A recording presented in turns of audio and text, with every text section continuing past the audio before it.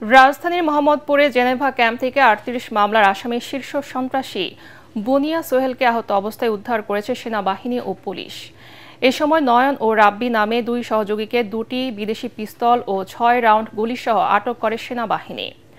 মোহাম্মদপুরের শীর্ষ সন্ত্রাসী বুনিয়া সোহেলকে জেনেভা ক্যাম্প এলাকায় গণপিটুনি দিচ্ছে এমন তথ্য পেয়ে সেনাবাহিনীর ৩টি টহল দল দ্রুত ঘটনাস্থলে পৌঁছে গুরুতর আহত অবস্থায় তাকে উদ্ধার করে শহীদ সোহরাওয়ার্দী মেডিকেল কলেজ হাসপাতালের জরুরি বিভাগে নিয়ে যায়। এ সময় সোহরাওয়ার্দী হাসপাতালের আশপাশে সোহেলের দুই সহযোগী নয়ন ও রাব্বিকে সন্দেহজনকভাবে ঘোরাফেরা করতে দেখা যায়। সেনা টহল দল তাদের শনাক্ত করে আটক করে। গত এক বছরে মোহাম্মদপুরের বিভিন্ন এলাকায় বুনিয়া সোহেলের গ্যাং ৭ থেকে ৮টি হত্যার ঘটনা ঘটায় বলে জানায় সেনাবাহিনী।